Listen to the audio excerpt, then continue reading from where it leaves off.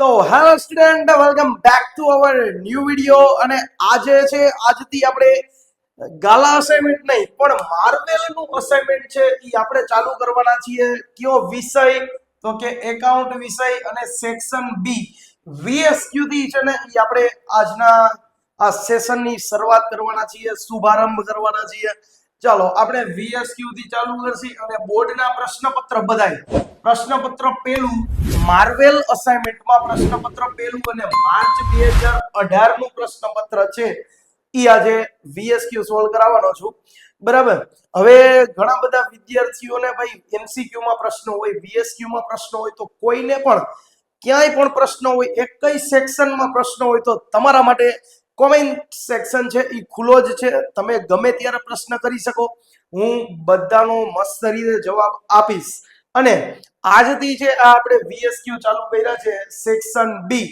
તો section B, section C, section D, section E અને F બધા જ સેક્શન છે એ આમાં કરાવવાના છે. તો આજે જ તમે ચેનલ છે એ સબસ્ક્રાઇબ ન કરી હોય તો ઝડપથી ચેનલ સબસ્ક્રાઇબ કરી લેજો, કારણ કે તમારા માટે છે ભાઈ, તમારા માટે આવડી મોટી મહેનત, બાકી મને કાંઈ ફેર નથી પડવાનો. હવે જો આ આખે આખું બધું છે એ પેલા અડધી કલાક હાઈથી લખ્યું અને હવે તમને સમજાવવા આવું. બરાબર.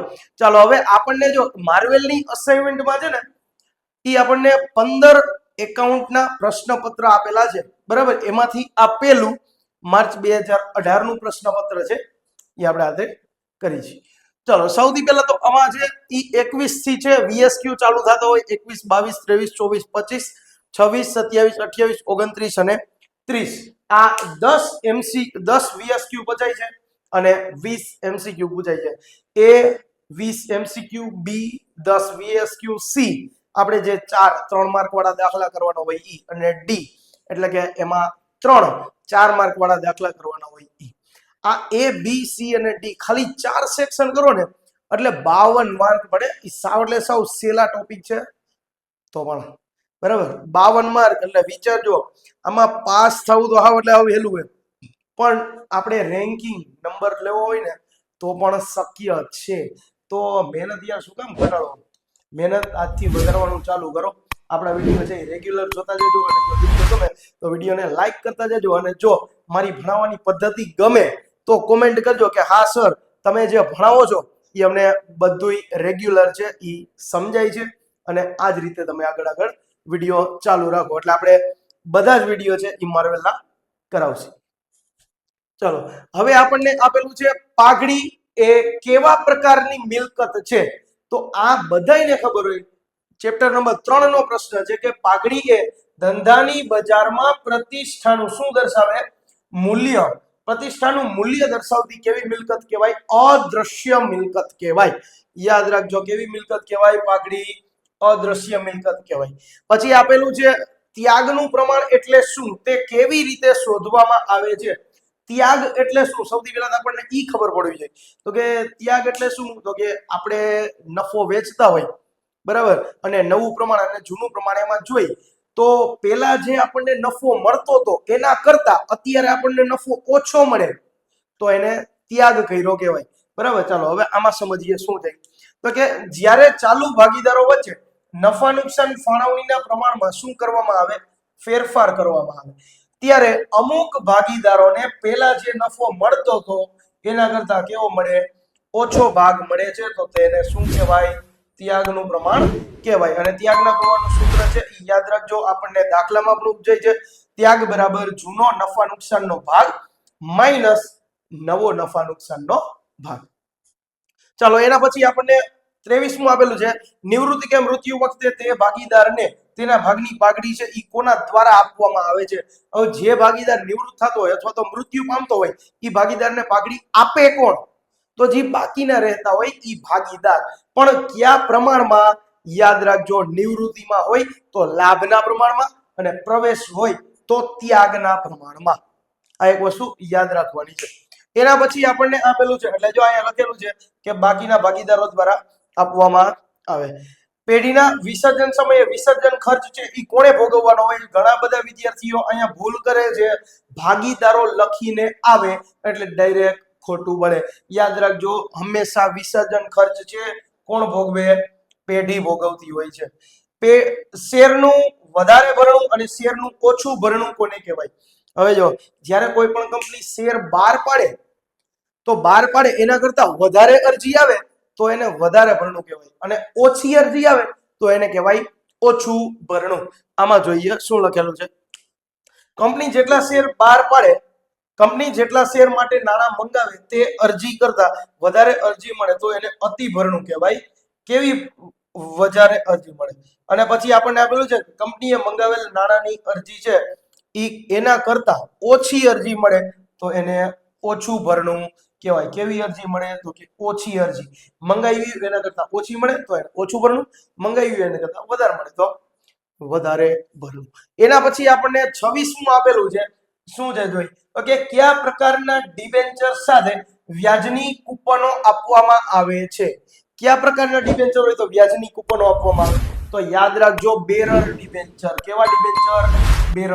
બેરર ડિબેન્ચર એટલે એવા ડિબેન્ચર કે તમારી પાસે ડિબેન્ચર હોય અને ક્યાંક ખોવાઈ ગયો તો એ ડિબેન્ચર છે એ ગમે તે બેંકમાં જઈ અને પૈસા લઈ શકે, એને કહેવાય બેરર ડિબેન્ચર. એ આપણા હાથમાં ન હોય. ધારો કે આપણી પાસે 500 ની નોટ હોય અને 500 ની નોટ આપણે રસ્તામાં ક્યાંક પડી ગઈ, બરાબર, તો એ હવે આપણી કહેવાય નહીં, જેને મળે એની, તો એ વાપરી નાખે. એવી જ રીતે બેરર ડિબેન્ચર હોય એની સાથે વ્યાજની કૂપનો આપવામાં આવે, બરાબર, તો એની પાસે એ કૂપન હોય તો એને વ્યાજ મળે. જેની પાસે કૂપન હોય એને વ્યાજ મળે, બરાબર. ચાલો પછી આપેલું છે નાણાકીય વિશ્લેષણ એટલે શું? નાણાકીય પત્રકમાં આપેલ માહિતીનું, કેમાં આપેલ માહિતીનું? તો કે નાણાકીય પત્રકમાં. નાણાકીય પત્રકમાં આપેલ માહિતીનું પરિણામનું અર્થઘટન કરવામાં આવે. માહિતીનું કે પરિણામનું અર્થઘટન કરવામાં આવે તો એને કહેવાય નાણાકીય વિશ્લેષણ. પછી સ્ટોક ટર્નઓવર એટલે શું? તો આમાં જો ઘણા બધા વિદ્યાર્થીઓ ભૂલ કરે છે, ધ્યાન રાખજો. તો કે સરેરાશ સ્ટોકનું વર્ષ દરમિયાન, આખા વર્ષ દરમિયાન કેટલી વખત વેચેલ માલની પડતરમાં રૂપાંતર થયું છે? વેચેલ માલની પડતર એટલે આપણે ખરીદી માઇનસ ખરીદ પરત આપણે જે કરી, એટલે કે વેચેલ માલની પડતરમાં રૂપાંતર થયું છે અને તેનું વેચાણ થયું છે, બરાબર, તેને સ્ટોક ટર્નઓવર કહે છે. યાદ રાખજો. શું યાદ રાખવાનું? તો કે સરેરાશ સ્ટોક એક યાદ રાખવાનું. સરેરાશ સ્ટોકનું વર્ષ દરમિયાન કેટલી વખત વેચેલ માલની પડતરમાં રૂપાંતર થાય છે અથવા તો વેચાણ થાય છે એને શું કહેવાય? Stock turnover. પછી આપણને આપેલું છે કે સદ્ધરતાના ગુણોત્તર જણાવો. સદ્ધરતાના ગુણોત્તરો જણાવો. 4 ગુણોત્તર સદ્ધરતાના છે, યાદ રાખજો. એક છે દેવા ઇક્વિટીનો ગુણોત્તર, એક છે કુલ મિલકત દેવાનો ગુણોત્તર, એક છે માલિકી ગુણોત્તર અને છેલ્લો છે વ્યાજ આવરણનો ગુણોત્તર. 4 ગુણોત્તરો છે એ સદ્ધરતાના ગુણોત્તર છે. એના પછી લાસ્ટ કામગીરીની પ્રવૃત્તિઓ એટલે શું? કામગીરીની પ્રવૃત્તિઓ એટલે કેવી? તો કે ધંધાની ઉપજના સર્જનની મુખ્ય પ્રવૃત્તિ. ધંધાની ઉપજના સર્જનની, ધંધામાં કોઈ પણ પ્રકારની આવક થતી હોય તો એનું ઉપજ ઈ ક્યાંથી સર્જાય છે, આવક ક્યાંથી આવે છે, ઈ એની મુખ્ય પ્રવૃત્તિ. અને રોકાણની પ્રવૃત્તિ અને નાણાકીય પ્રવૃત્તિમાં જેનો સમાવેશ ન થાય એ બધી પ્રવૃત્તિને કેવી કહેવાય? કામગીરીની પ્રવૃત્તિ કહેવાય. તો આઈ હોપ કે આ તમને આખું VSQ બધાય સમજાઈ ગયા છે.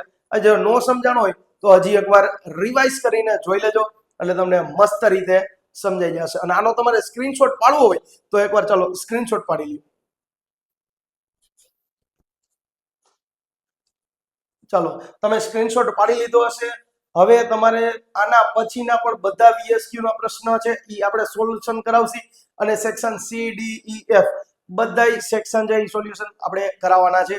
માર્વેલ અસાઇનમેન્ટના યાદ રાખજો. ક્યાં? માર્વેલ અસાઇનમેન્ટના આજે છે એ માર્ચ 18 છે, કાલે બીજું આવશે, પરમથી બીજું આવશે. તો જો આપણે વિડીયો ગમતા હોય તો વિડીયોને એક લાઈક કરી દેજો, ચેનલને સબસ્ક્રાઇબ કરી દેજો, કારણ કે મહેનત કોના માટે થાય છે? તમારા માટે. અને તમારે નિર્ણય કરવાનો છે કે હવે આપણે સારા માર્ક લેવા છે, કારણ કે અત્યારે છે એ નવેમ્બર એન્ડ ચાલે છે, ડિસેમ્બર પછી જાન્યુઆરી. જો ડિસેમ્બરમાંથી તો બધાના રાઉન્ડ ચાલુ થઈ જશે. જાન્યુઆરી આખો 1 મહિનો બાકી છે અને ફેબ્રુઆરીના 25 દિવસ. 26 ફેબ્રુઆરીએ તો શું છે? પહેલું પેપર છે, બરાબર. એટલે હવે તૈયારી કરવા માંડાય. છેલ્લા 2-2.5 મહિના છે તો ઈ મસ્ત રીતે જોરદાર મહેનત કરી લેવાય. અને જો કે હજી પણ તમે કાંઈ તૈયારી કરવાની સ્ટાર્ટ ન કરી હોય તો આપણા ખાલી વિડીયો જોઈ લો ને, ખાલી વિડીયો તોય પાસ થઈ જાવ ભાઈ. તો ભાઈ આ વિડીયો જોવાય ને ભાઈ ચાલો બરાબર. તો વિડીયો ગમ્યો હોય તો વિડીયોને લાઈક કરી દેજો, ચેનલને સબસ્ક્રાઇબ કરી દેજો. મળીએ આના પછીના નેક્સ્ટ વિડીયોમાં. ત્યાં સુધી થેન્ક યુ.